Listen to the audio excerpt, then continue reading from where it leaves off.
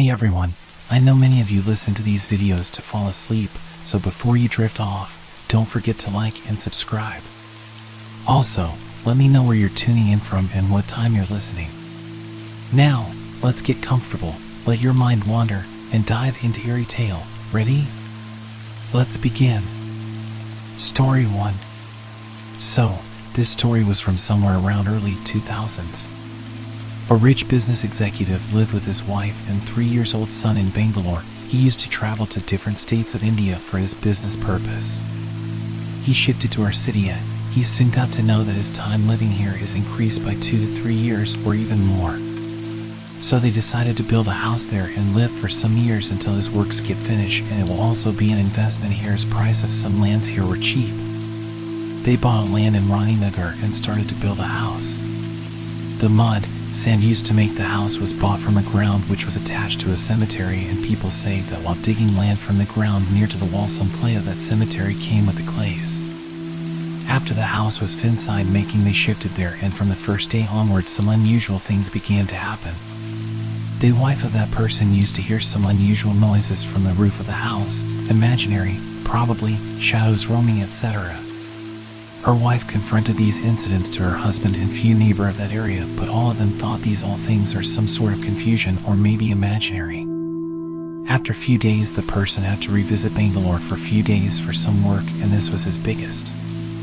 From the next day, these incidents started to take big turns.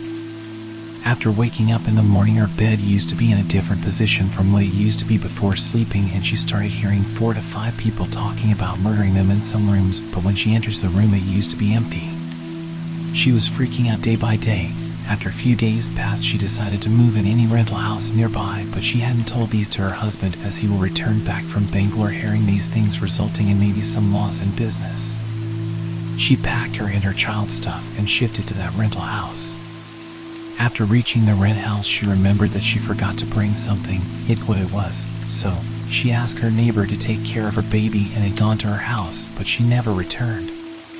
Her neighbor got worried about her as she hadn't returned from hours.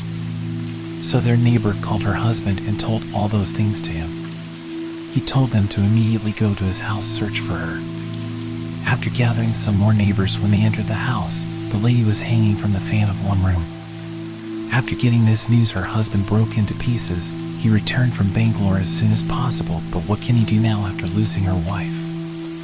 He emptied the house and headed to Bangalore with his 3-year-old child and never returned again. After this incident, the house was abandoned and few people tried to take advantage of that abandoned house and live there, but whoever came to that house couldn't stay there for more than a week, and few even died because of some paranormal activities. 22 years passed to that incident, and that house has witnessed 20 murders till date. This is the picture of that house. It doesn't seem very old, as a family shifted here a few years ago after painting the house, but couldn't live there for long. You can see in this image, a coconut tree is grown from the middle of the entrance of that house. Seems like nature also doesn't want someone to enter in that house. People living in that area doesn't come out after 8 p.m. in Amavasyas. Few also heard the voice of a lady crying there, shouting, "Where's my child?" But again, nothing can be concluded here. People there still believe in this story and doesn't let their children pass from that road at night. Story 2. True story. This is the only paranormal-ish thing I have ever experienced. This happened back when I was 18 years old. I was working at bakery, and my coworker/friend asked me if I wanted to smoke some weed with him at his place after the shift. I agreed, and we met up to smoke at his apartment. As we smoked, we started talking about mushroom trips, and he described a really bad trip he once had, calling it pure emotional torture. He couldn't articulate exactly what it was that made it so bad, just a horrible spiraling down, losing his mind and feeling totally insane. It was really disturbing, and I could tell it still had a lingering impact on him. Eventually he had his head in his hands and he told me, "I really wish I could just forget it all." There was this kind of awkward pause, I guess because he felt he'd exposed himself to me. Then, out of nowhere, he grabbed his stomach, wincing in pain, and made a dash for the bathroom. I heard his footsteps as he sprinted down the hall, and then a startlingly loud smash. I ran in after him and saw his body laying face down on the ground, completely straight with his arms to his sides and rigid like a board. There was blood dripping all down the bathtub, where I realized he must have smashed his face. I sat him up and tried to get him cleaned up, his nose and mouth spewing blood all down his shirt. I tried to ask him what had just happened, but he was super disoriented and confused. Soon I realized that he had a short-term memory loss, and every 30 seconds or so he would forget everything.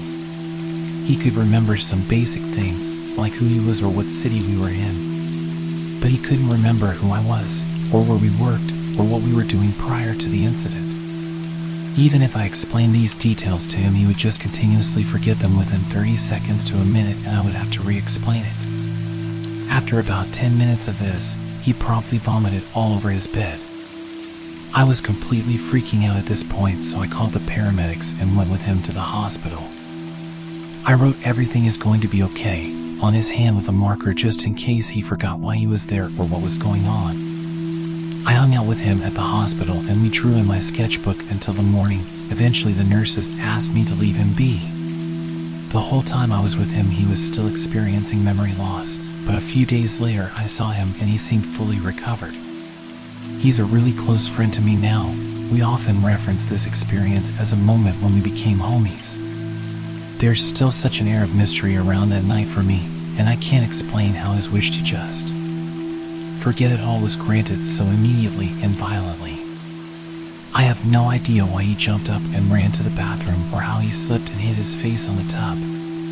It was like his bad trip story just accumulated into this freakish moment of memory loss. Story 3. I once worked as a volunteer guide at the Eastern State Penitentiary, the infamous Philadelphia prison known for its dark history and relentless hauntings. This place wasn't just any prison, it was a fortress of isolation. Built in 1829, its creators believed that keeping prisoners in total silence and isolation would bring them repentance. They even coined the term penitentiary from penance. But instead of salvation, the inmates experienced something far worse: madness. Every prisoner lived alone in a small, cold stone cell with only a tiny slit in the wall allowing sunlight to seep in. Guards would cover their heads when they led them through the hallways to prevent prisoners from seeing each other. The sense of dread was palpable. Those who broke the silence suffered cruel punishments, far beyond what anyone should endure. One of the most horrifying was the mad chair. It was designed to bind prisoners so tightly that it cut off circulation, often leading to the loss of limbs.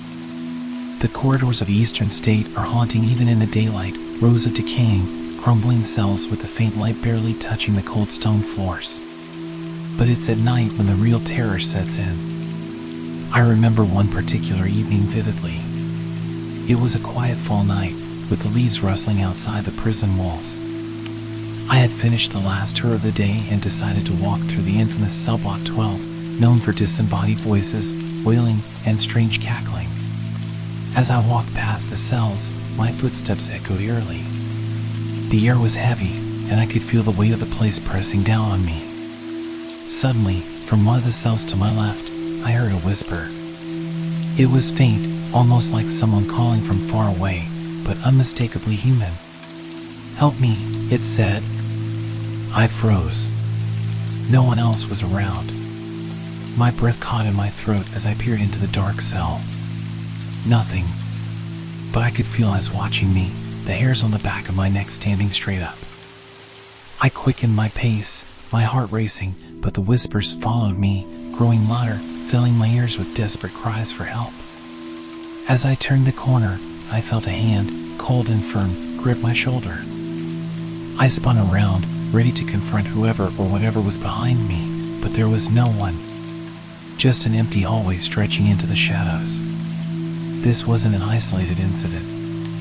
Over the years, countless others have experienced inexplicable phenomena in this place.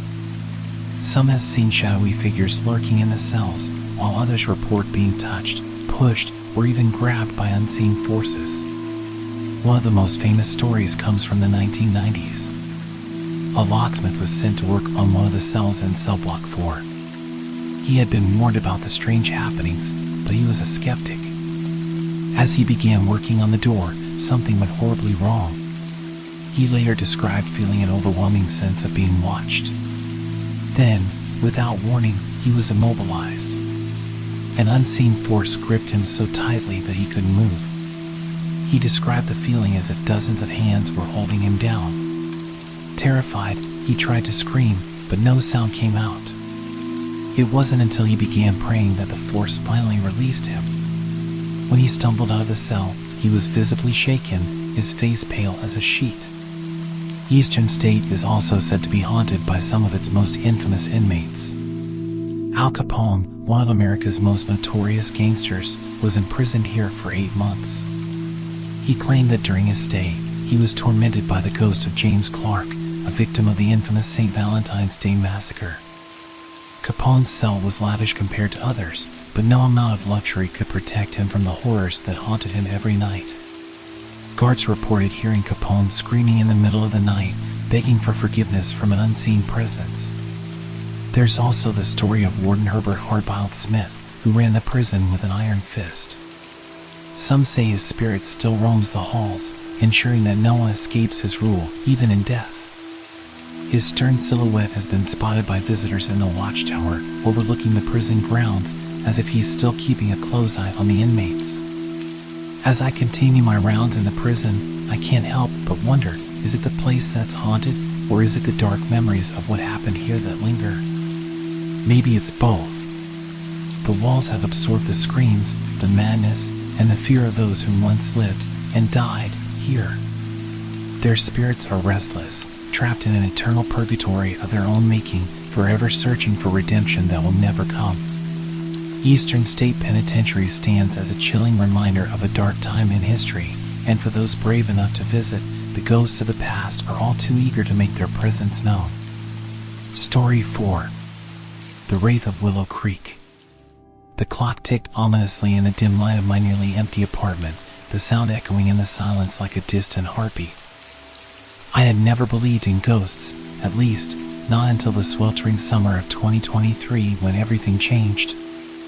I was researching my family genealogy, digging through yellowed newspapers and dusty archives in an attempt to grasp where I came from. It was tedious work, but I was intrigued by a peculiar article I found buried deep in the records of a forgotten town called Willow Creek. The article dated back to 1927, detailed a case that had rattled the small community to its core. A young woman named Eliza Holloway, known for her ethereal beauty and gentle spirit, had vanished without a trace days before her wedding. Desperation transformed the town into a sinister stage. Whispers filled the streets as rumors of ghostly sightings began to circulate. Some claimed to have seen her wandering the woods on moonlit nights, her wedding dress billowing around her like a shroud, while others asserted that she was seen gazing into the water of Willow Creek, her eyes void of hope. This tragic phantom story gripped me. The eeriness of Eliza's fate began to blur the lines of reality and fiction in my mind. After days of storytelling and research, I decided to visit Willow Creek, hoping to uncover more about her mysterious demise. The journey took me down twisted back roads flanked by ominous trees, their branches clawing at the evening sky like desperate hands. As I entered the town, the sun dipped below the horizon, casting long shadows across the weathered buildings. A palpable darkness seemed to settle over Willow Creek. The townsfolk were reluctant at first to speak about Eliza. The mere mention of her name seemed to stir an undercurrent of fear. An elderly woman named Madeline finally broke the silence bluntly. "You'll find her in the woods," she whispered, her voice trembling. "But you mustn't disturb her. She's restless." I felt a strange compulsion to find Eliza, perhaps an obsession fueled by my research. That night, I decided to set out after midnight, armed with little more than a flashlight and a heavy heart. The woods loomed like a dark ocean, their depths unfathomable and terrifying. As I walked, the sounds of nature faded, replaced by an unsettling silence. I couldn't shake the feeling of being watched, each step crunching the dry leaves beneath my feet echoing like a warning. As I ventured deeper into the forest, I stumbled upon the dilapidated remains of an old cabin, shrouded in vines and shadows.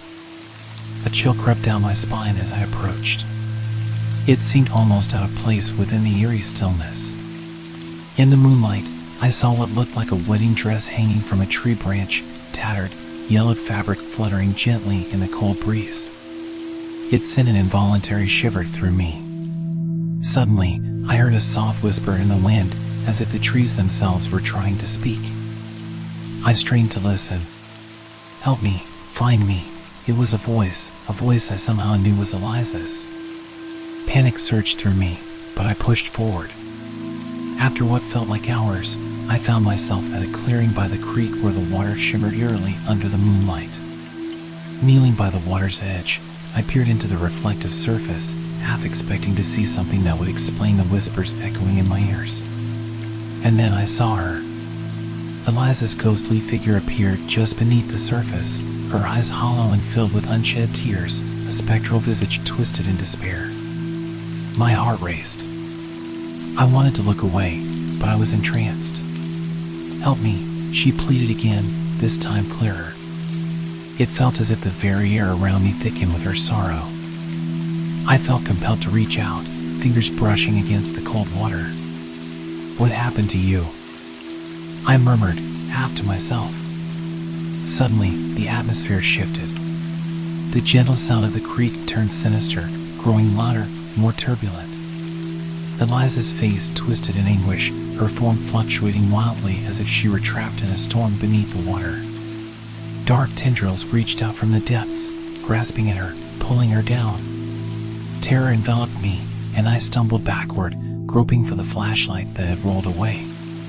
But something gripped my ankle, and I fell, staring wide-eyed into the depths of the creek. The water surged, reflecting the moonlight and exposing all that lay beneath, forgotten trinkets, pieces of tattered dresses, and, beneath it all, her haunting face, now a mask of rage. "You can't leave me," she screamed in a voice that echoed with anger and pain. In sheer panic, I scrambled to my feet and ran, adrenaline coursing through my veins. I didn't stop until I reached the edge of the town, lungs burning with terror. Collapsing against a lamppost, I caught a glimpse of the woods behind me. A silhouette stood at the tree line, as if watching. I had awakened something best left undisturbed.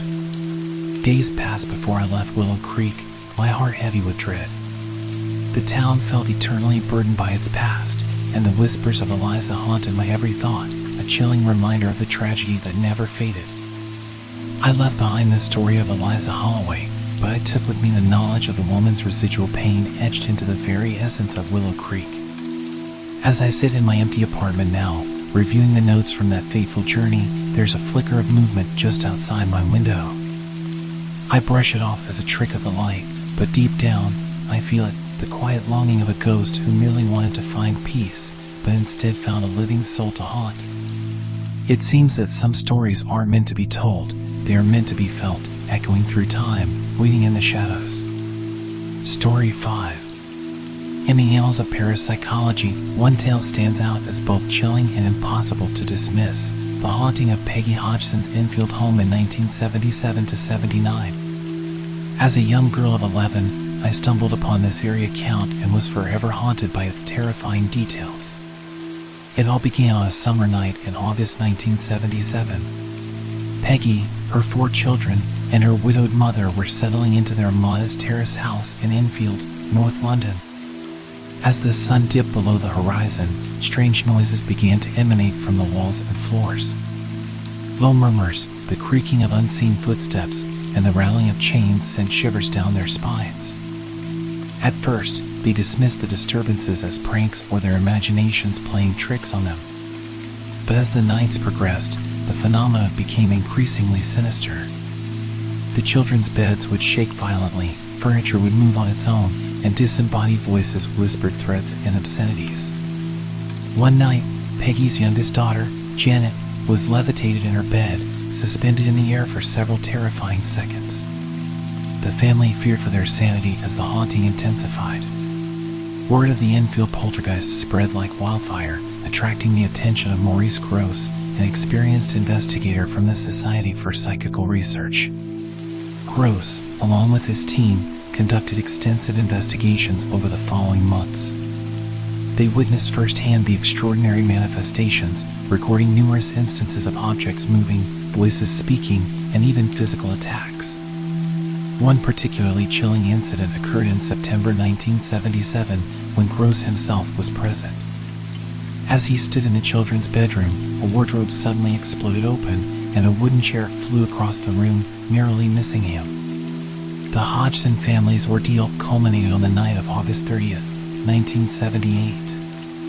As Gross and his team recorded the children's voices, a horrifying manifestation occurred. A guttural voice, speaking through Janet, identified itself as Bill. Bill claimed to be a former resident of the house who had died and buried under the floorboards. Gross and his team were astounded by the accuracy of Bill's information.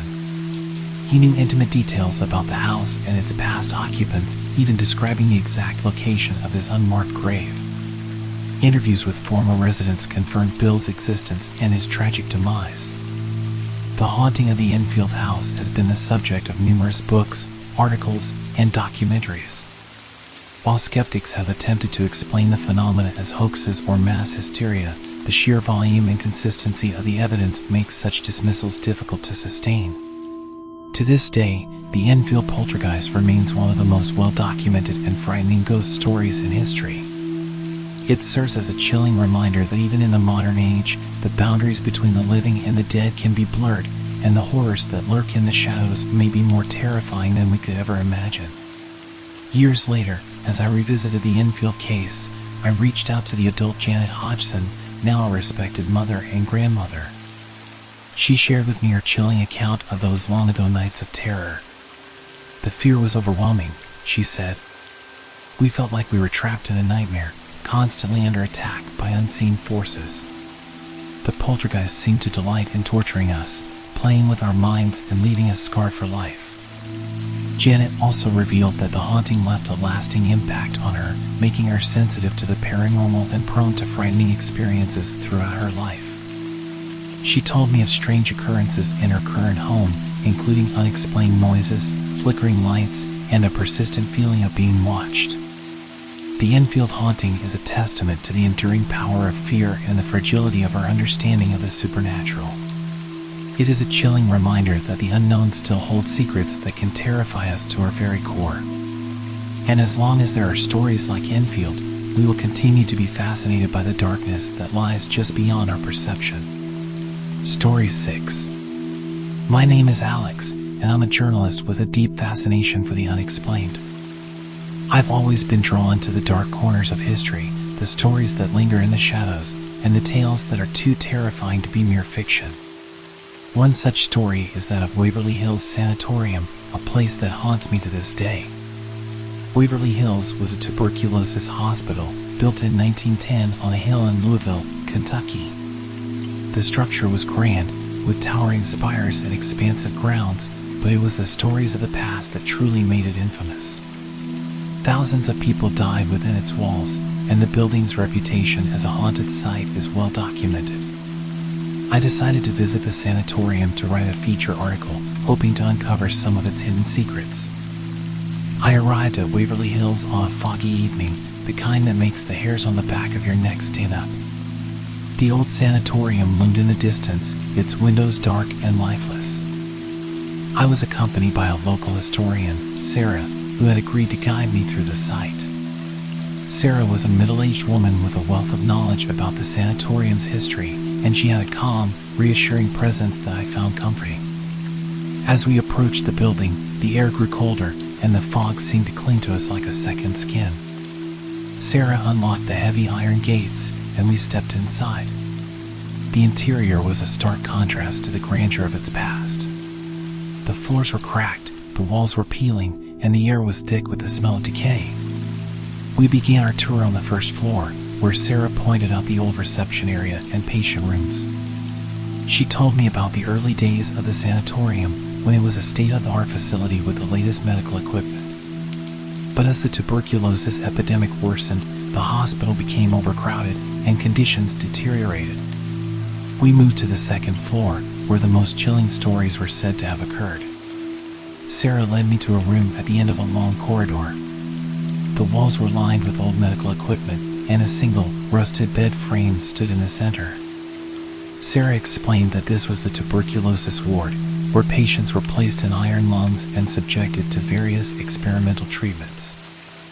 "I've heard stories about the ghost of a young girl who haunts this room," Sarah whispered, her voice barely audible over the sound of our footsteps. "She's said to have died here, alone and in pain." I shivered, not because of the cold, but because of the eerie atmosphere. We continued our exploration, moving through the labyrinthine corridors and darkened stairwells. Each step felt heavier than the last, as if the weight of the past was pressing down on us. As we reached the 5th floor, Sarah stopped and pointed to a small, narrow staircase that led to the attic. "This is where the creepiest things happen," she said, her eyes wide with a mix of fear and excitement. "There are reports of disembodied voices, shadow figures, and even sightings of a ghostly nurse." I hesitated for a moment, but then decided to follow her. The attic was a cramped, dusty space filled with old furniture and medical supplies.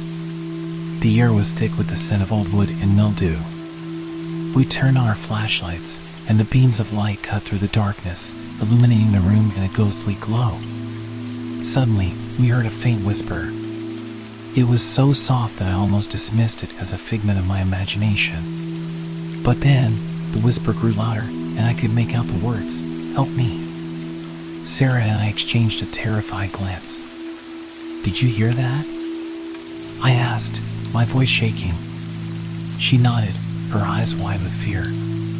"We should leave," she whispered. But curiosity got the better of me.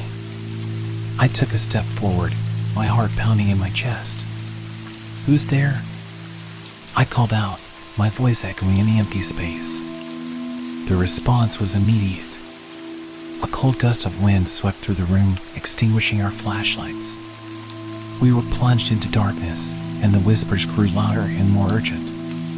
"Help me," they repeated, this time accompanied by the sound of footsteps. Sarah grabbed my arm and pulled me toward the stairs.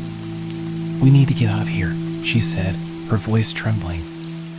We stumbled down the stairs, our hearts racing, and the whispers following us like a dark cloud.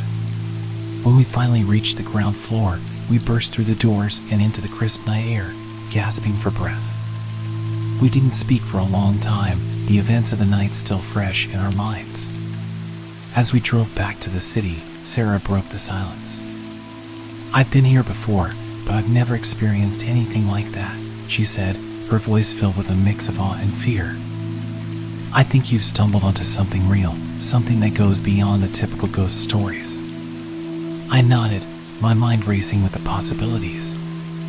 I knew I had to write about this, to share this story with the world. But I also knew that there was more to uncover, more secrets to be revealed. Over the next few weeks, I delved deeper into the history of Waverly Hills. I read old newspaper clippings, interviewed former employees, and even spoke with a paranormal investigator who had conducted a study of the site. Each piece of information added to the chilling narrative, painting a picture of a place haunted by the suffering and despair of the past. The final piece of the puzzle came in the form of an old diary, discovered in the attic by a group of explorers. The diary belonged to a young nurse who had worked at the sanatorium in the 1920s.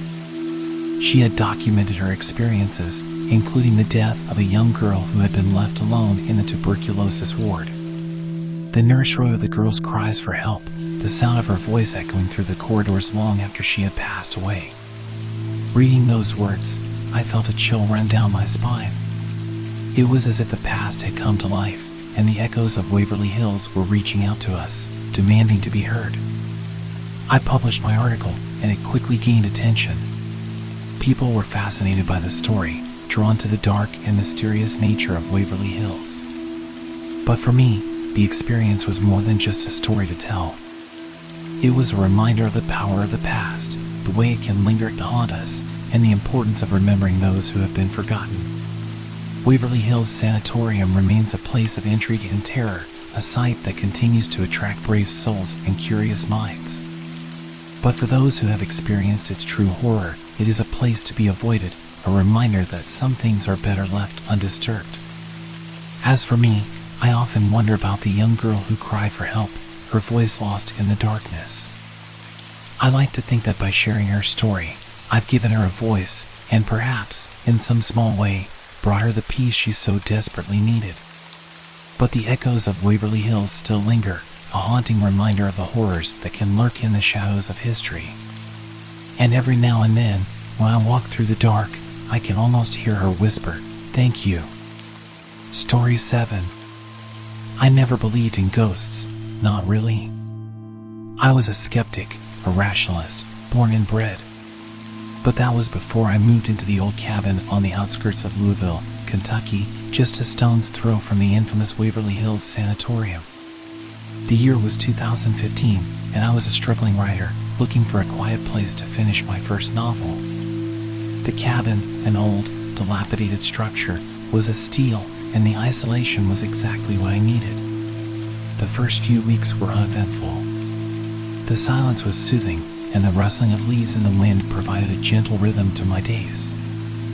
I was making good progress on my manuscript, and I found myself growing more and more comfortable with my new surroundings. But little did I know, the real terror was just beginning. It started with the whispers. At first, I dismissed them as the creaking of the old house or the wind playing tricks on my ears. But as the days passed, the whispers grew more frequent, more distinct. I could almost make out words, though they were always just out of reach. One evening, as I sat at my desk, a chill ran down my spine. The whispers had turned into a soft, mournful humming. It was coming from the attic, a place I had yet to explore. Curiosity, or perhaps it was a masochistic need to confront my fears, compelled me to investigate. I grabbed a flashlight and climbed the rickety stairs to the attic. The air was thick with the scent of must and decay. As I shone the light around, I saw nothing unusual, just old furniture and boxes of forgotten trinkets. But the humming continued, growing louder as I approached a small, dusty mirror. I leaned in, and as I did, the reflection in the mirror changed.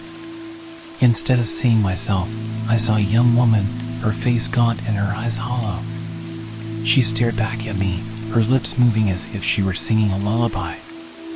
I stumbled backward, my heart pounding, and the humming stopped as abruptly as it had started.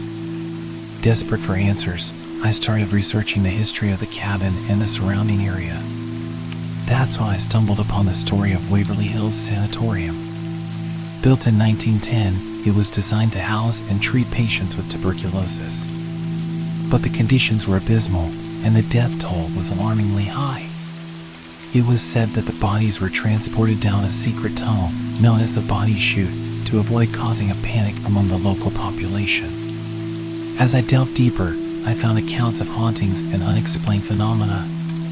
Many claimed to see apparitions of patients and staff wandering the halls, and stories of eerie sounds and cold spots were commonplace. The more I read, the more I realized that my cabin was not as isolated as I thought. It was just a stone's throw from a place that had been a graveyard for the living. The whispers and the humming were just the beginning. Soon, I started experiencing other, more terrifying phenomena. Doors would slam shut on their own, and the temperature would drop dramatically without warning. Shadows moved in the corners of my vision, and I could feel eyes watching me, even while I was alone. One night, I woke up to find a cold hand on my shoulder. I turned, and there she was, the same woman from the mirror. Her eyes were filled with a mix of sorrow and anger. She opened her mouth to speak, and I could hear the words clearly this time, "Help me, please." I tried to scream, but no sound came out. She vanished as suddenly as she appeared, leaving me drenched in cold sweat and trembling with fear. I couldn't ignore the hauntings any longer. I needed to find out who this woman was and why she was haunting me. I contacted a local historian, Mrs. Thompson, who had written extensively about Waverly Hills. She listened to my story with a grave expression and told me about a patient named Martha, a young nurse who had succumbed to tuberculosis in the 1940s. Martha had been a dedicated caregiver, but the conditions at the sanatorium had taken a toll on her health. She had fallen ill and was moved to the attic, where she spent her final days. Her pleas for help had gone unanswered, and she had died alone and forgotten. Mrs. Thompson suggested that Martha's spirit might be seeking closure. She recommended that I perform a ritual to help her find peace. I was skeptical, but I was desperate for a solution. The ritual was simple but intense. I gathered a few items: a white candle, a bowl of salt, and a piece of black cloth. I placed them in the attic, where I had first encountered Martha. As I lit the candle, I spoke the words Mrs. Thompson had given me, a plea for Martha to find peace and move on. The air grew thick, and the temperature dropped. I could feel Martha's presence, her sorrow and anger. But as I continued the ritual, I felt a shift. The air cleared, and the temperature began to rise. The candle flickered, and a gentle warmth spread through the room. When I finished, I heard a soft, grateful whisper, "Thank you." The haunting stopped immediately. The whispers, the humming, the cold spots, all gone. I felt a weight lifted from my shoulders, and I could finally sleep without fear. I finished my novel, and it was published a year later to critical acclaim. But the experience at the cabin stayed with me. I couldn't shake the feeling that I had been a part of something greater, something that transcended the physical world. I no longer dismissed the existence of ghosts. I knew, with absolute certainty, that they were real, and that some needed our help to find peace. As I packed my things and prepared to leave the cabin, I couldn't help but feel a sense of gratitude. Martha had given me a story, a true story, that I would carry with me for the rest of my life. And in helping her, I had found a deeper connection to the world around me, one that I would never forget. The echoes of Waverly Hills still linger, but now they are a reminder of the power of compassion and the enduring human spirit. Story 8. Uncle, do you believe in ghosts? I asked. I have total confidence, he said while drinking coffee. So tell me about any horror experiences you have had in your life, Mama, I asked Utsik. Gina Beta. Earlier I did not believe in ghosts and spirits. But since I experienced their existence, I started believing in them. Saying this, he started telling me about the horror experiences that happened in his life. I started listening to him attentively. This is about the time when I used to work as a tailor. We had a house in Mumbai, right? There was a big showroom not far from it where I worked as a tailor. Bollywood actors like Amitabh Bachchan, Amir Khan, etc. used to come to that showroom to buy clothes and costumes for movies. I had stitched many jackets for Amir Khan. My other coworkers had stitched costumes for Amitabh Bachchan. Online movie streaming services. There was a tailoring center underground at that showroom where we all used to get clothes stitched. Sometimes I used to sit there for a long time completing the orders that came to me. One day there were a lot of orders pending. Me and my friend Vital both kept on sewing clothes till late at night. When our work was over, it was very late. So we decided to stay there. The cleaner Bishnu was also with us. I slept on the sofa there, and my friend Vital slept on the floor covering himself with a cloth. Bishnu switched off the light and slept under the ironing table. But at exactly 1 o'clock in the night, Bishnu started screaming loudly. "Ghost! Ghost!" he was shouting. When Vital turned on the light after hearing the sound, Bishnu was completely drenched in sweat due to fear. He was tired after working the whole day, and when he fell asleep, Bishnu started screaming. He disturbed my peaceful sleep and got very angry and said a lot of things to him. "Where is the ghost? Ghost! Ghost is shouting." He was sleeping for quite some time. You woke him up. "Where is the ghost?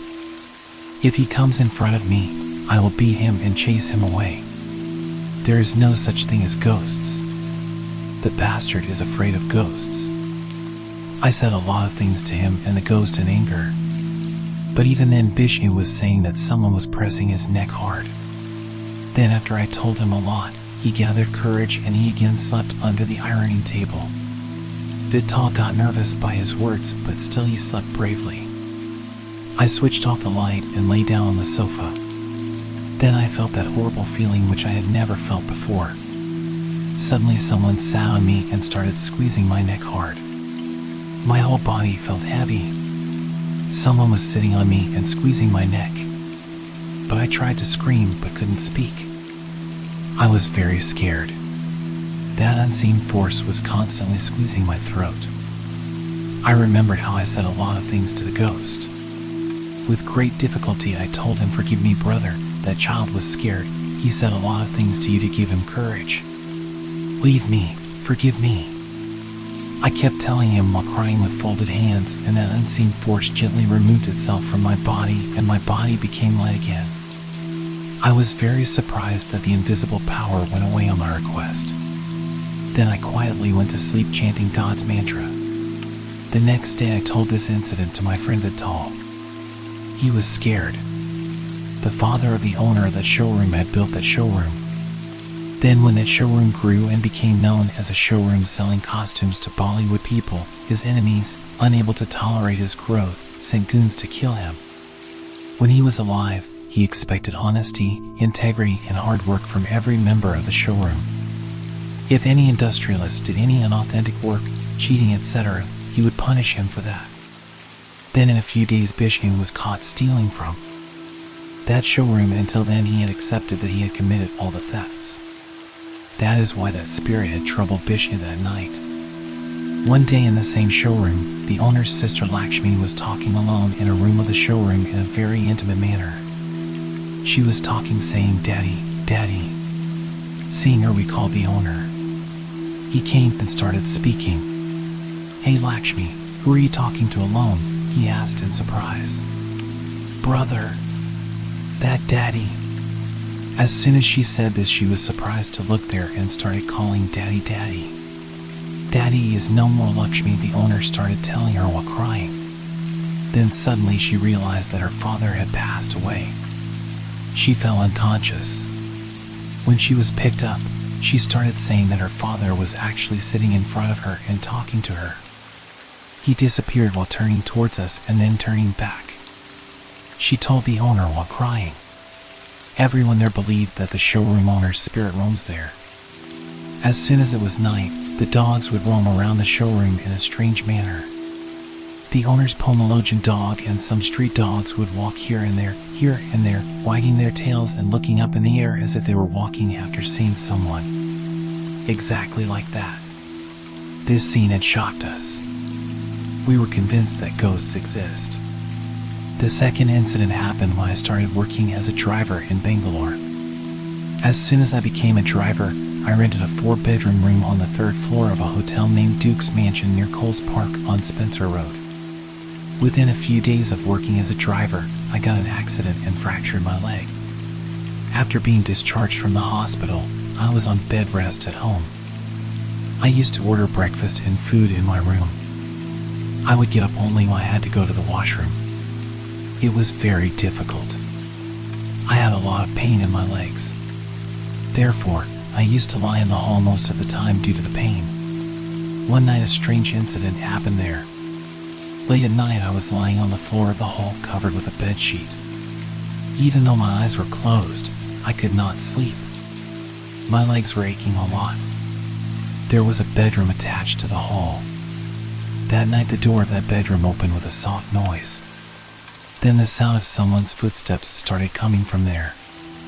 Those footsteps passed by me while walking. I felt clearly that someone was walking by me. I was surprised and scared. I had closed the main door properly. Who entered inside? Who can come from the bedroom? No person can enter through the door there. Then who is this? I was very scared, but I was in no condition to get up. If I was right, who would have seen?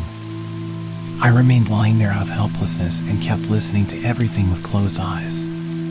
Those footsteps passed by me and went towards the kitchen, and the kitchen door opened with a sound. Then the sound of utensils in the kitchen. Then as if someone has turned on the tap. The sound of water flowing from the tap. I was very scared. But the sounds were coming just like the sounds a normal person makes while working in the kitchen. Then suddenly the sound stopped and the sound of the kitchen door opening again came, and then some footsteps passed by me walking from there. Then the sound of that bedroom door came as if someone had pulled the door in. Then everything was stunned. As soon as I woke up in the morning, I put in a lot of effort and went inside the kitchen and looked at everything. But everything was in its place, just as it was. I was very surprised. But the same experience happened again on the second night.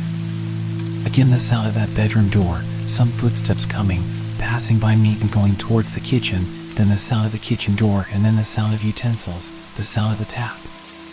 Then, after a few moments, again the sound of the kitchen door, from there again those footsteps passing by me, and then the sound of that bedroom door.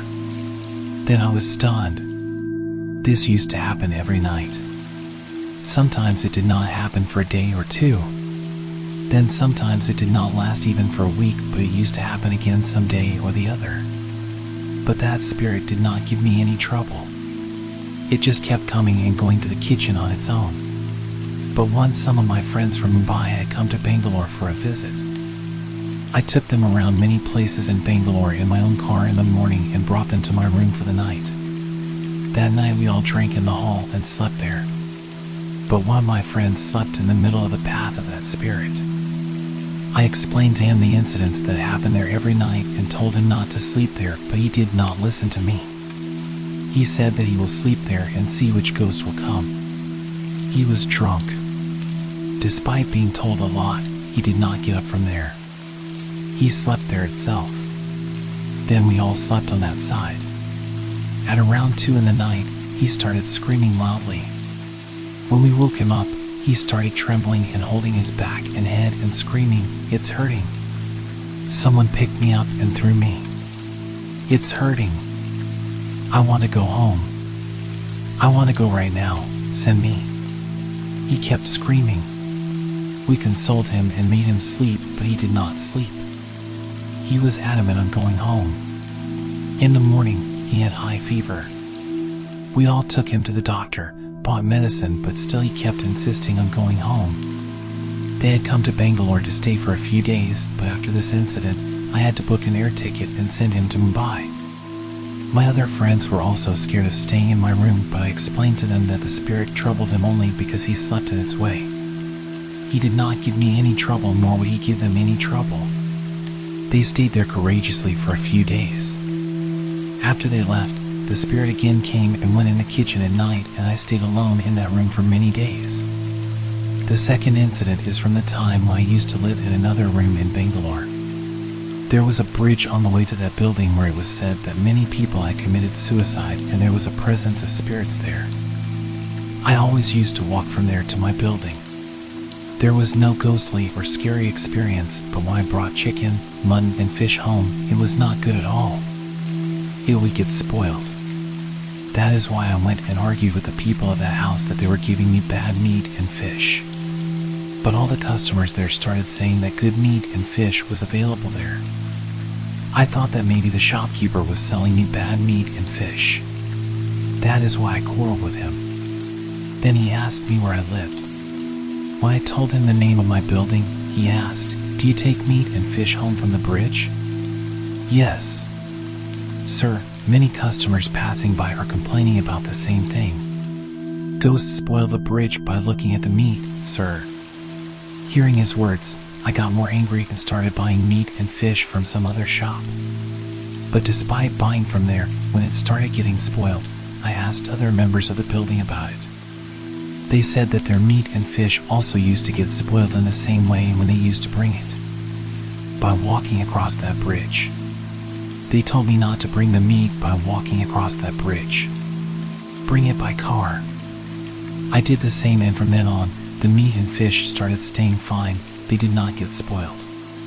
This incident shocked me a lot. And you know, Chinu, in some places when people carry meat or fish dishes at night, they put 2 chilies on it. They believe that this keeps the ghosts from looking at the meat dishes. So then these ghosts like meat and fish. I said in surprise. "But do you know one more thing about these ghosts?" he asked. "What, uncle?" "There are different types of ghosts. Among them there is also a type of ghost that eats feces." Yuck. I felt weird hearing this. "Yes, Chinu, "Have you seen handprints in railway station toilets?" he asked. I was very shocked to hear this, and I told him that I had seen such marks in many railway station toilets and public toilets, and especially in light red and mud color. What he said next sent shivers down my spine. He said, "Chinu is a different kind of vampire who eats feces. He comes to such toilets at night, eats the feces, and then cleans his hands on the walls of the toilet before leaving." When I did not believe it, he told me that in many places people whose bodies were possessed by spirits had consumed urine and feces, about which I could get information. Then he went on sharing more experiences. The second incident is from the time when we used to live in a car. It was summer. We used to sleep on the terrace or outside our room at night. There were stairs going up on the left side of our room. After a few stairs there was a big space, and then again stairs went up towards the house of the Gujaratis. Your Irvin uncle used to sleep in that big space. One night he felt as if some sound was hovering near his ears. He thought it was a mosquito, and he spread his hands in the air and went back to sleep. But then he felt as if someone was blowing air in his ears. He woke up quickly and looked around and saw Buddha walking in a very strange manner, very slowly, up the stairs towards the house of the Gujaratis. Your Irvin uncle clapped his hands and called out to him, "Hey, who are you? Where are you going?" thinking that he might be a thief. But as he called out, the figure grew bigger and turned its head back. Arvin was scared and ran home, and the next day he had high fever. When we asked him, he told us all these things, but we found them hilarious. But he swore in the name of Ma Babuji that the spirit shook its head just like it happens in horror movies. Perhaps real incidents can also be the reason behind portraying such scenes in horror movies. Why? Yes, maybe, I said. Then we found out that an old gardener used to work there who always used to sleep in that space, and one morning he was found dead while sleeping there, meaning that the spirit of the old man that Irvin had mentioned was his. After this we performed a puja there. The second experience is what your Uncle Rajesh had. The toilet in the car room used to be outside, and it was difficult for our grandmother to go to that toilet. When she had to go to the toilet, she used to try to walk fast, and once she fell while walking so fast that Rajesh saw her.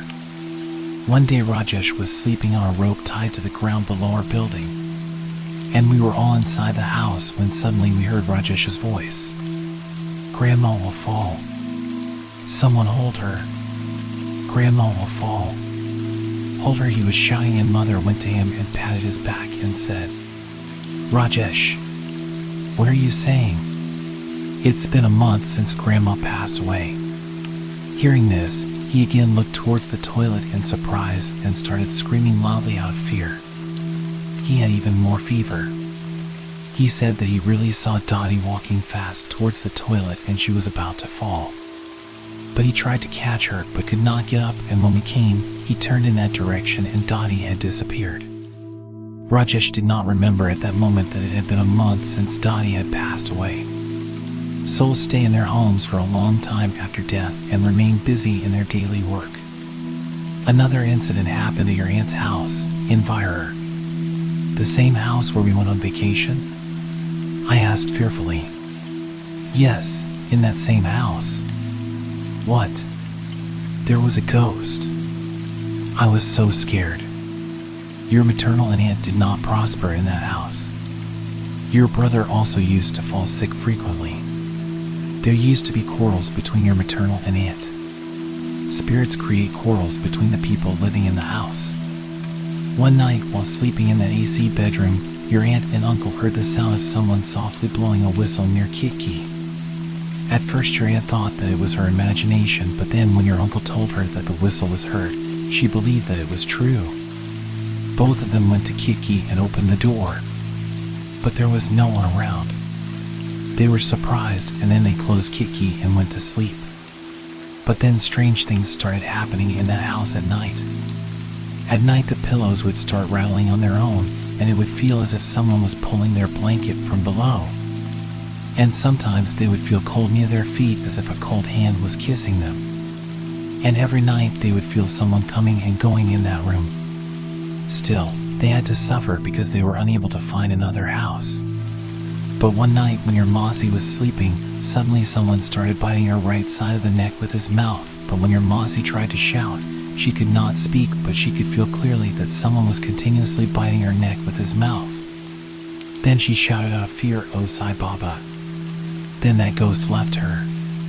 But when your Mossy turned on the light after hearing Mossy's voice, then your Mossy was surprised because both your Mossy and brother were sleeping at a great distance from her, and your Mossy was shocked when she put her hand on her neck. It was wet. This frightened your uncle and aunt, and they asked Rajesh to find another house. It is very difficult to find a house in Mumbai, and this house did not have any problem of water like other places. But still they wanted to leave that house because of these ghosts. To know what is there in that house, I, your Rajesh uncle and Geeta auntie decided to stay there. At night, all of us slept in the hall, close to each other, out of fear after hearing about the incidents happening there, but your Rajesh uncle went and slept in that AC room. He filled a glass with hot water for drinking, put a plastic closure on it, and kept it on the small table near the bed. At night, he experienced everything that your uncle and aunt experienced. Kites were chirping. Someone was pulling the blanket softly. Feeling of someone going in and out. But Rajesh closed his eyes and slept quietly. But when he woke up in the morning, the glass of water was empty and the plastic closure kept on it was kept on the glass as it was. When Rajesh asked all of us about this, we were all shocked. None of us went inside, nor did we drink that water. We all said it after taking an oath. Even today we discuss about that strange incident of the glass of water getting empty, and where did that water go? Who drank it? Ghost. What happened that night with that glass? This remained a mystery. After that they bought another house in Virar, and now they live there. That is why when your Masaji and Mossy come here, they sleep with the outside lights on. They are so scared of the dark. This is all I have heard and experienced about ghosts in my life, Chinu. Saying this, he went out with Bia, who had just come, and I was worried whether I would be able to sleep at night or not. Story 9. There wasn't much about 2015 that didn't completely suck. My marriage was falling to pieces. My spouse had grown cold and indifferent. Our son hadn't been diagnosed with autism yet. He was still a toddler. But we knew there was something off about him. We knew something was wrong. By summer I moved my belongings into the guest quarters, and that became my bedroom. It was the beginning of the end, with the two of us in bitter denial, or possibly waiting for the other to end it first. A 5 a.m. alarm got me up for work every weekday morning, and I spent most wakeful moments trying to find a way out of dump truck driving and construction. My spouse was less than supportive. I didn't have the funds for college. I was too busy to learn a new trade or skill. Once in a while I come up with a cool sketch or painting. Sometimes I'd write a poem that people appreciated. But I didn't have the talent or skill to replace the earnings of my day job. So, every weekday, it was a 10 to 12 hour shift of double clutching at Tandem Axle-Mac. I'd haul a flatbed trailer with heavy equipment for a paving crew to get the mortgage and bills paid. The second Friday of June didn't seem any different from any other weekday. It was payday. I planned on spending time with my little one, putting him to bed, and getting into a cheap bottle of whiskey before passing out in the guest room. For the time being, I was still on the clock and getting ready for my last run. My foreman, Mike, asked me as a special favor to take an overloaded flatbed a few miles down the road. Normally I would have said no, but I liked Mike. I didn't want to argue, and I just wanted to wrap up the day and start my weekend. My worst case scenario, I thought, was an overload fine from a DOT officer. The crew loaded a paver, a skid steer, and a roller onto a flatbed trailer designed to hold 2/3 of the combined weight of all that equipment. Everything was already chained down. I told the guys I'd see them in the yard after I hooked up to the trailer. I eased off the clutch and into first gear. I could feel the Mack truck struggle to pull the overloaded flatbed trailer. I got to my first traffic light without demolishing the dump truck, stopped ahead of me only because I began to downshift and brake well ahead of time. I realized my seatbelt was off and tried to put it on, but it wouldn't budge. The light turned green, the sky opened up and a torrential downpour pissed all over everything in sight. I started driving but kept the rig 10 miles per hour below the posted speed limit, convinced that would keep me safe. I passed a quarry on my left and began my descent down a steep grade on the way to my stop. I got part of the way down the ominous hill and traffic was stopped ahead in the distance. I gently applied the brakes, but the truck tires started skidding on the wet road. The trailer began to jackknife over the double yellow lines into oncoming motorists. I eased off the brakes, regained control of the trailer, and reapplied them. The same thing happened. All the while I'm still moving towards stopped traffic, going 30 miles an hour downhill with a combined vehicle weight easily exceeding 60,000 pounds. The old country road had one lane headed downhill, one lane headed uphill, no shoulders and nothing but trees on either side. As a last-ditch effort, I pulled the parking brake and started stabbing at the brake pedal. Crashing a commercial truck is almost always fatal for the driver. Not having a working seatbelt wasn't really helping my odds. The cars stopped ahead were now less than 2 tractor-trailer lengths away, and I couldn't stop the truck. I thought about my wife. I remembered being in love with her before we started hating each other. I thought about my son. I thought about the people stopped ahead and their families. I thought about how much it was going to suck dying in a dump truck from colliding into the trees on the side of the road. A collision was inevitable, and there was no way in hell I was going to allow innocent motorists to get killed. My last run had turned into a suicide mission. Being a non-religious heathen, I thought, perchance, there may be something close by, some ghost that watches over truckers and bikers, some spirit, perhaps, inhabiting those woods. I called out to it. Make it quick. That was my first and final payer to whatever spread inhabits that forest. I didn't see any fucking way possible I'd survive what I do next, and I didn't want to linger in agony following the crash. I just wanted my death to be swift. I turned the steering wheel away from the traffic and into the woods. As soon as my front wheels left the pavement, the bumpy, wooded terrain shook me violently, throwing me into a world of hurt like I'd never known. As an at-risk teen, I'd been jumped, hit with chains and bats. I'd been beaten mercilessly by my bastard of a father as a child. Nothing I'd experienced could have prepared me for the beating the inside of that truck put on every inch of my body. The trailer snapped off and headed into another portion of the woods. The truck roared into the forest with me as its hostage, mowing down vegetation, leaving hunks of metal all about as the tree branches of the forest fought back against this hostile, diesel-powered invasion. I gripped the wheel for dear life while smacking all about the console, the control panel, the shifter, and feeling every abrasive texture grind away at my flesh. The truck hit a big bump that sent me headfirst into the ceiling. Blood went everywhere. Then, it hit a dip and skidded to a violent stop. A terrible pressure pushed into my chest. I thought I was having a heart attack. Somehow, I didn't go flying through the glass as the horrifying ordeal came to an abrupt halt. As quickly as the crash ended, so did that awful blow to my chest. I exited the smoldering wreck that was once a sturdy Mack truck. I was covered in blood and had what seemed like a sheet of plastic, a grocery bag perhaps, stuffed to my head. It wasn't a grocery bag hanging off my head. I didn't realize at the moment that my scalp had been partially degloved. It peeled right off my noggin, my skull exposed and blood pouring all over me. It was hanging off the side of my head, I imagine, much like a peel hanging off the side of a piece of fruit. It must have happened when I hit the ceiling of the truck's interior. What hurt more than anything at the moment was my chest. It couldn't have been the steering wheel. It wasn't a heart attack. I didn't know what it was that kung fu'd the ever-living shit out of my sternum. I was just glad I was still alive. Only moments later, I was getting put into a seat collar, strapped to a backboard, and loaded into an ambulance by paramedics. My Blitz t-shirt, my favorite fucking punk rock shirt, was blood-soaked and sheared off me by the medics. They took my vitals and asked questions meant to gauge my level of consciousness. Then, for a moment or two, they fell silent. Am I gonna make it?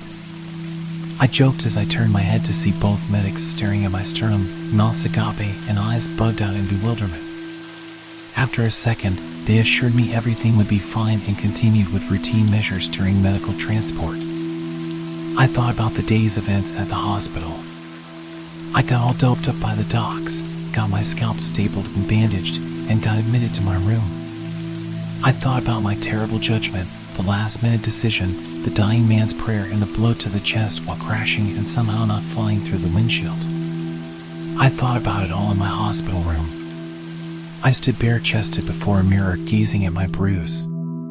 Across my chest, spanning about 12 inches in length, was a deep purple mark in the shape of a giant, ghastly hand.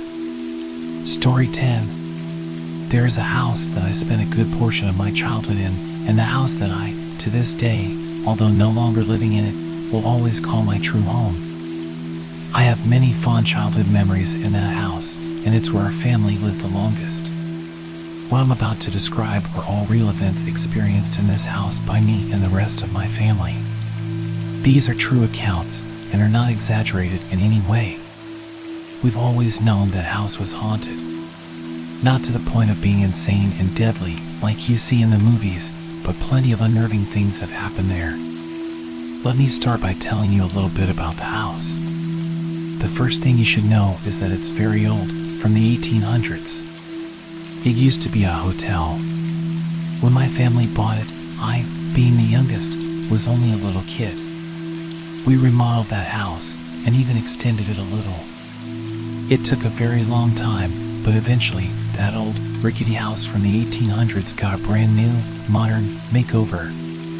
However, the things lingering in that house which we couldn't see, stayed. Online movie streaming services.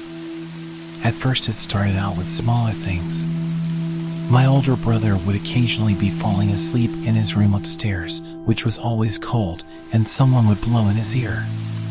He would open his eyes and look, but of course, nobody would be there. We were told by a few different people that a cranky old woman used to live there, who would sit out rocking in her rocking chair on the balcony, which we removed, yelling at people who would walk by. There was one night during which one of my older sisters was sleeping on the couch in the living room, and she started hearing a creaking sound. She described it as wood, creaking rhythmically, coming from the spot just outside one of the upstairs windows, which used to be a door that led out to the balcony that no longer exists. One time when I was little, being all adventurous like I was, I took a digital camera up to the furnished attic at night, where it was quiet and pitch black. I made my way into the middle of the room, held up the camera, and started snapping pictures. I could only see what I was taking pictures of when the camera would flash, and then afterwards when I looked at the taken picture on the digital screen. I eventually saw in one of the pictures I had taken while I was facing a wall, a small, black spot in the middle of the screen.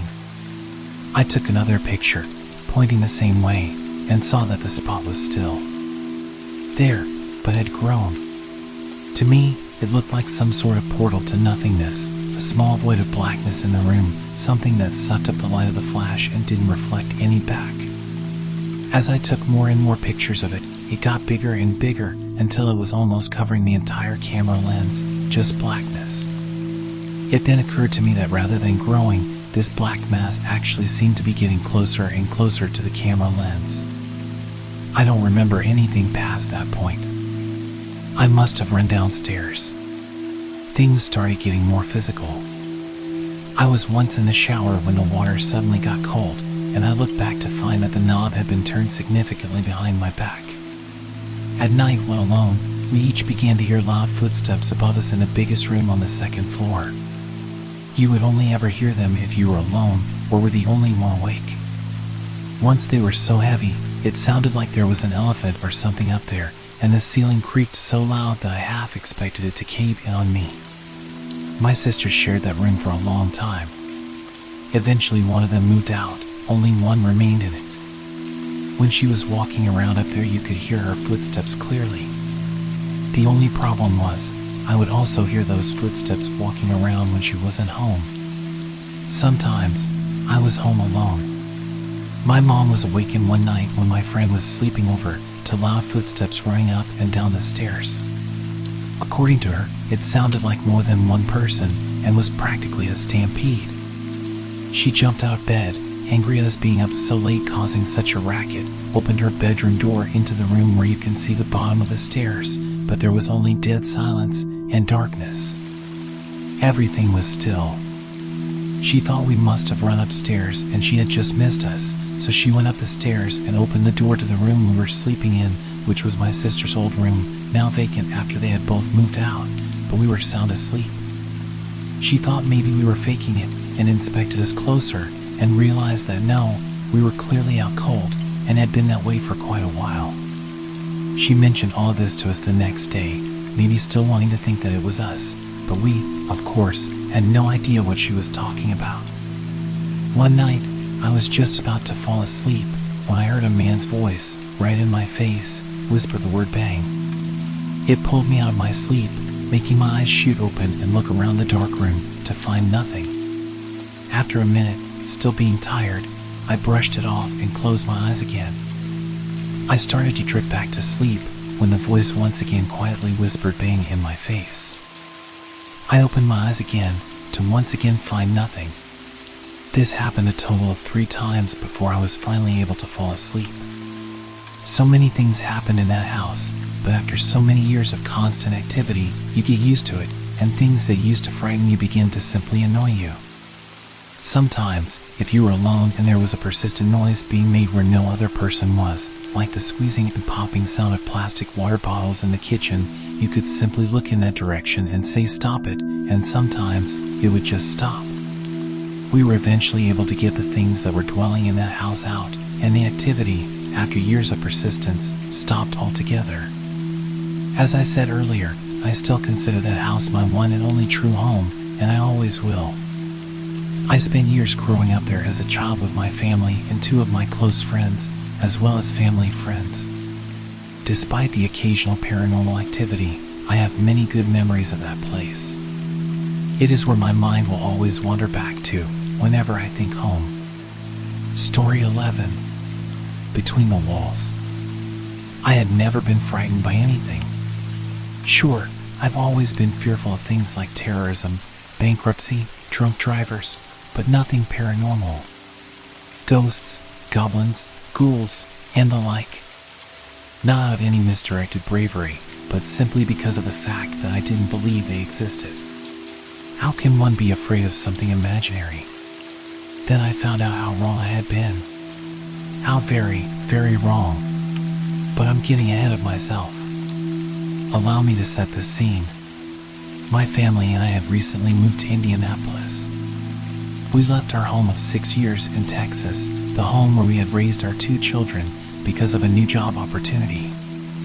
It was my job that had been the reason for moving from Ohio to Texas in the first place, but after 6 years we came to the conclusion that we're Yankees through and through.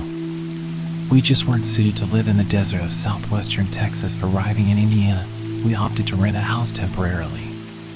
That would give us the time to complete the sale of our house in Texas and look around for a new home that our family would like a forever home.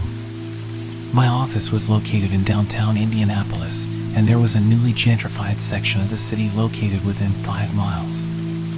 We found an old house, very old, that the owner had restored with the help of subsidies from the city council. That's what he told us over the phone, anyway.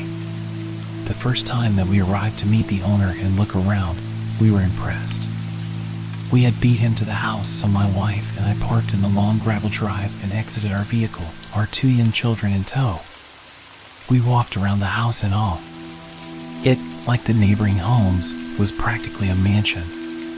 The entire avenue consisted of large, brick homes with slate roofs and scores of chimneys. Lots of limestone lintels and decorative filigrees, even a gargoyle here and there, none on the home we were looking at, unfortunately. As promised, the house was pristine. From the outside, the landlord's name was Lenny. He was a pretty cool guy. A bit cynical, but given the people he probably had to deal with on a daily basis, not too bad. He seemed to take to our children pretty well and didn't mind that we had a large dog. He pointed out some of the outdoor renovations, repointing of the brick, new slate roof, and newly glazed windows. Then we went around back to enter through one of the rear doors. When he swung open the door, it quickly became obvious that the exterior of the house was not indicative of the interior. Its beauty was indeed only skin deep. A musty odor wafted through the entryway, and the interior hall was dimly lit. All of the sheer curtains had been drawn, and only slivers of sunlight filtered through, motes of dust floating about. By the end of our tour, we had determined that the house was definitely in need of a lot of work, but it had a certain charm about it. The rear entry hall was surfaced with a vintage hex-pattern porcelain tile which extended into a small, very small, half-bath immediately inside the entryway. At 6'4", I couldn't stand fully upright in the washroom.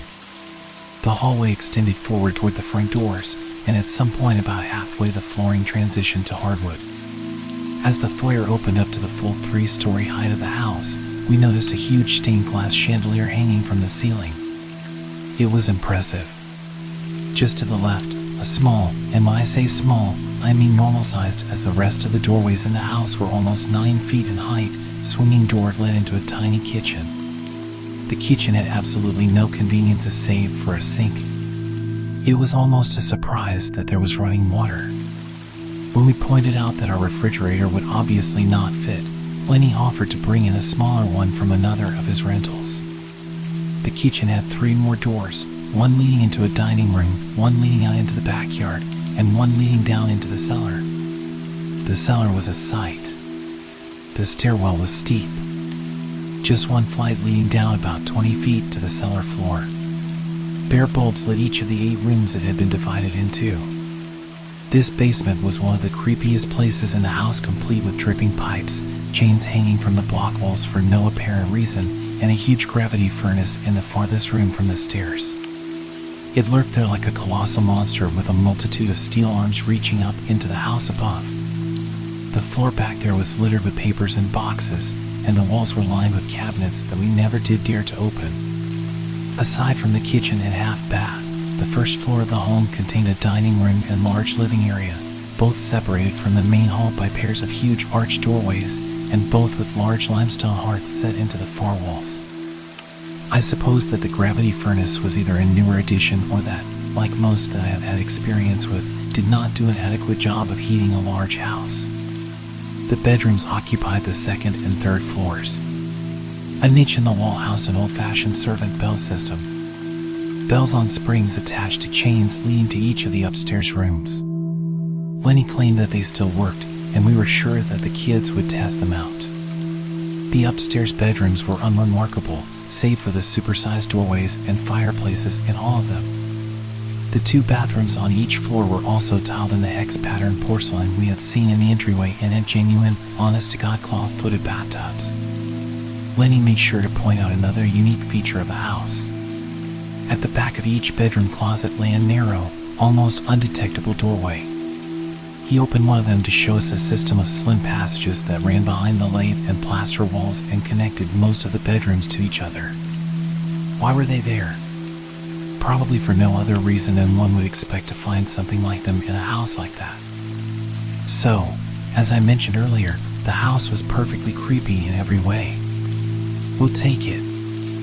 I figured that if I would ever experience anything spine-chilling or uncanny in any way in my lifetime, it would happen in that house.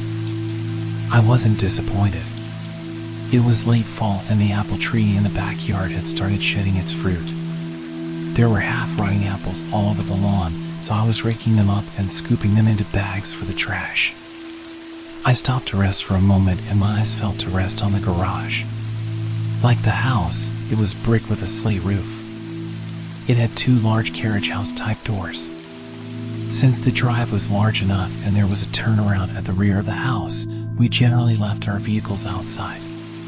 The only time that we had even been inside the garage was when we had moved in.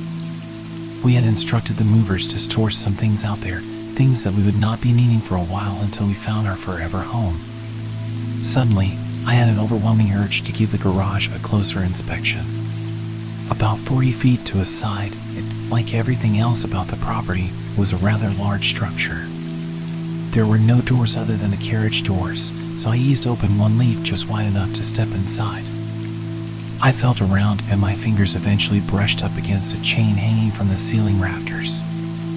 I yanked and a single bare bulb cast a small pool of light around me. I made my way through the garage, pulling more chains, and managed to illuminate most of the garage floor. All of our belongings, garden tools, lawnmower, my large shop tools, and boxes of things that we hadn't planned to use for a while lay against a wall along one edge of the floor. The only other thing in the garage was a 4-foot-high pile of slate shingles in a back corner. I walked over and took one of the tiles in my hands. Heavy. The garage roof alone probably held tons of weight. I couldn't imagine roofing the entire house in slate. I heard a ticking, scratching sound from overhead. The ceiling of the garage was mostly open, with bare rafters through which you could see the underside of the roof sheathing. About 1/4 of the rafters had been covered over with wooden planks forming a sort of floor, probably for extra storage space. I imagine that a house and garage as old as this had been must have mice, at the very least. From the intensity of the sound, though, I could tell that it was something much bigger than a mouse, even bigger than a rat. I groaned at the prospect of having to evict a raccoon or some larger animal from the attic. I considered leaving it alone. We were just temporary visitors anyway. It was probably a more permanent resident than us. My conscience ruled against that thought. With 2 children who were bound to end up playing out in the garage someday, I couldn't chance them encountering a wild, possibly rabid, animal. I peered up into the darkness, allowing my eyes to adjust, looking for some sign of movement. There. I saw it. Quick. Fleeting. It startled me so that I dropped the slate tile I had been holding and it shattered at my feet. I had only caught a short glimpse in my peripheral vision, but it didn't look like any animal I had ever seen before. An icy chill ran down my spine, but I chalked it up to the darkness, an unfamiliar place, and a general feeling of anxiety. We had recently completed our move, and moving had always stressed me out. I used a shovel to scoop up the tile shards and took them around the back of the garage, throwing them into a pile of stones and bricks that a previous tenant had heaped back there. Then I went back into the garage, turned out the lights, and closed up the door. Later that evening, after dinner, after the kids were asleep, my wife and I sat in the living room huddled close to a fire that I had built in the hearth. We had learned that the old house got extremely cold at night, despite running the furnace at full tilt. Hey, hon. I think we might have an animal problem out in the garage. My wife looked up in surprise. Rats? No. Probably a raccoon or something. I really only got a glimpse of it, but it seemed pretty big. What are we going to do? The boys. What if it's rabid? She looked alarmed. I'll call an exterminator tomorrow. I'm not going to mess with it. Who knows what might be out there? I'm a lover, not a fighter. My wife smiled, and I felt more at ease. I had decided to put the problem in someone else's capable hands. Whatever it was out there, it would soon be gone. We began to talk about how relieved we were that the move was over. The conversation turned to our next step, finding a forever home, and then led to talk of making the creepy house more livable until such time as we could move out. Painting, maybe? Replacing the carpet runner on the staircase, definitely.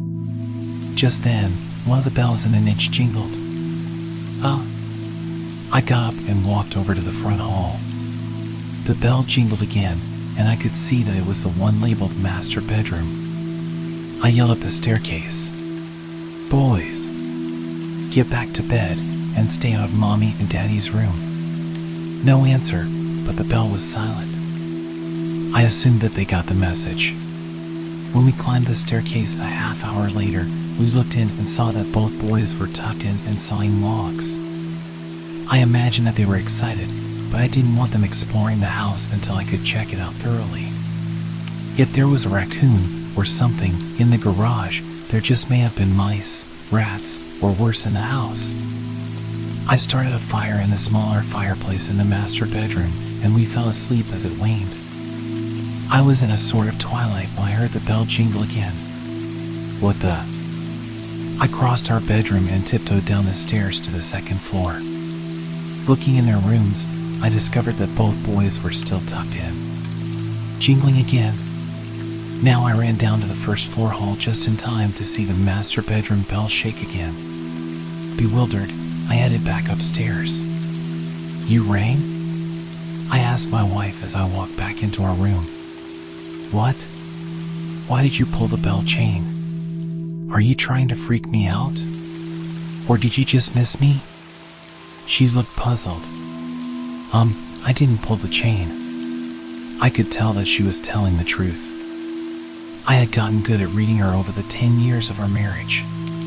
With irritation and perhaps a bit of denial, I resolved that we did, in fact, have a rodent problem in the house. That was the only explanation, right? I pictured a mouse, or worse, scampering across the bell chain as it ran behind the walls through one of the house's heating ducts or pipe chases. Lenny would certainly be getting an angry call in the morning. We eventually managed to fall asleep, even though we could hear one or another of the bells ring a few more times during the night. Lenny grumbled a bit about no damn mice, but he did agree to have someone come out and check. He knew a guy. Lenny knew a guy for just about everything: plumbing, yard work, and now pest control. The exterminator set and baited a cage trap for the raccoon out in the garage.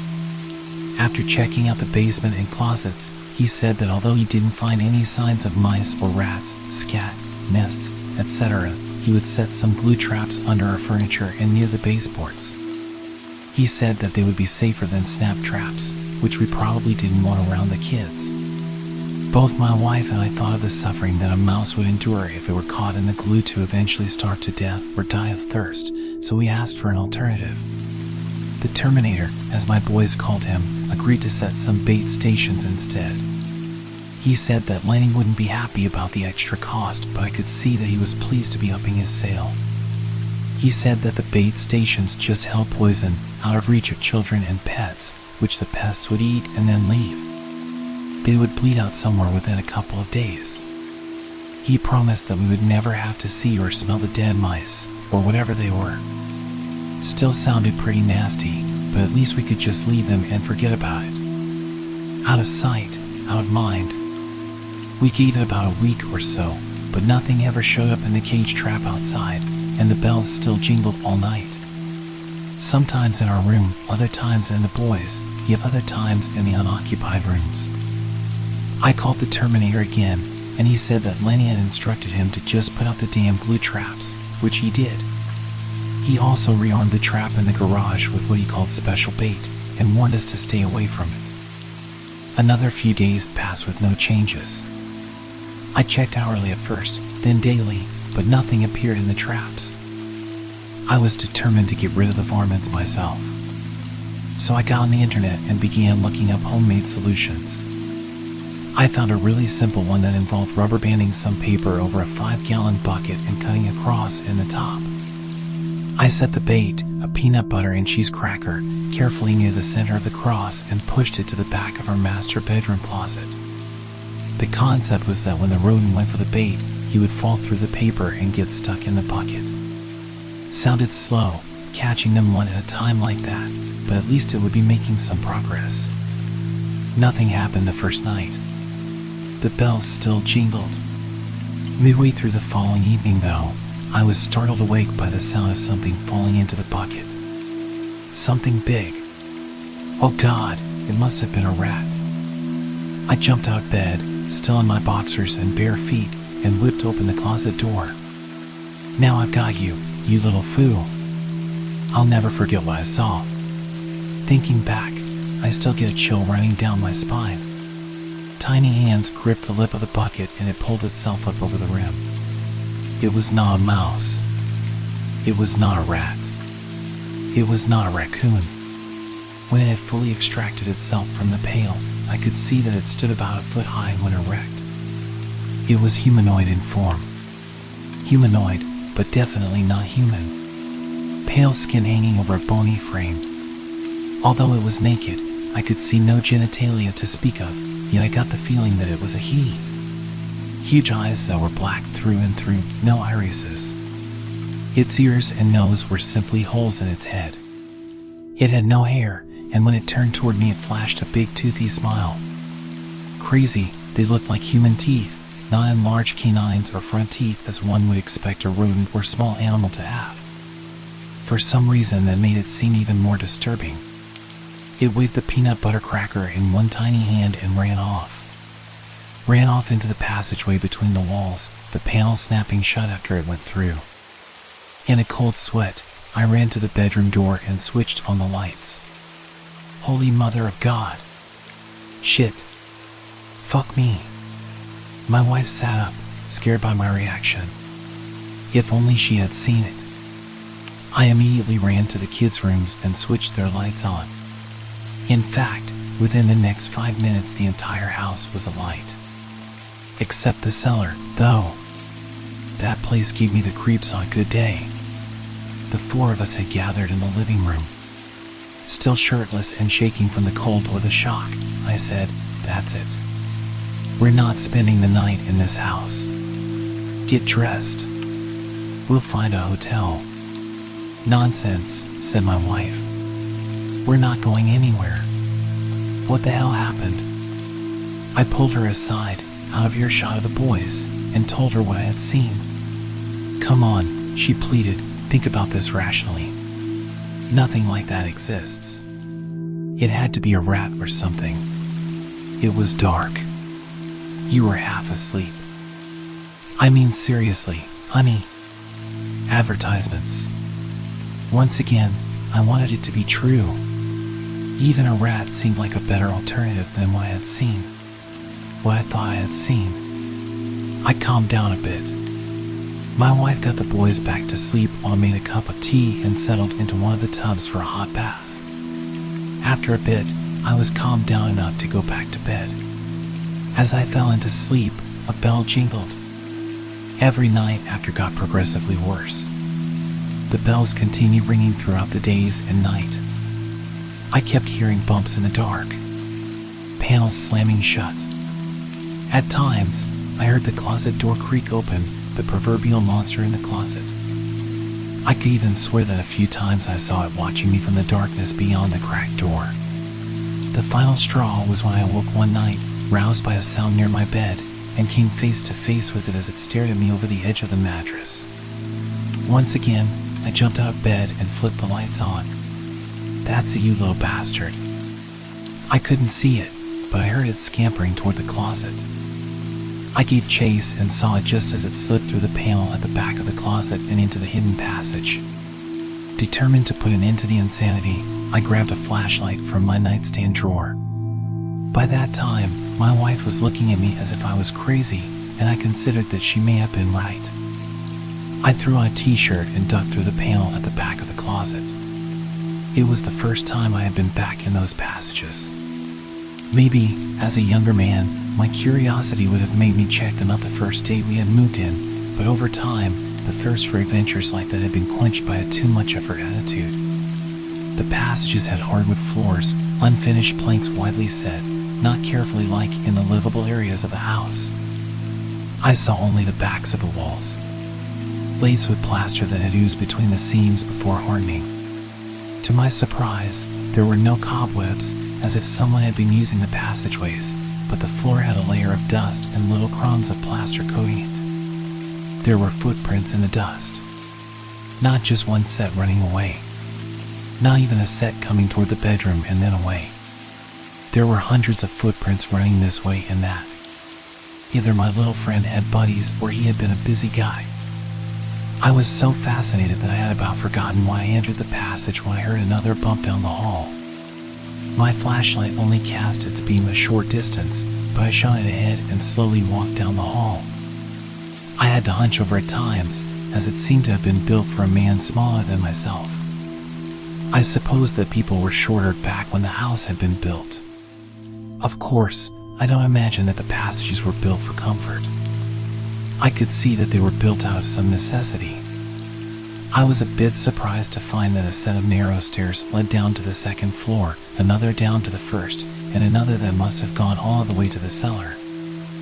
I was constantly propelled ahead by a series of bumping noises. Whatever he was, he clearly was not afraid of me. The noises were moving away from me very quickly. It was almost as if he were waiting for me to follow. As much as I wanted to avoid the cellar, I was a man on mission. I plunged ahead until the passage at last came to an end.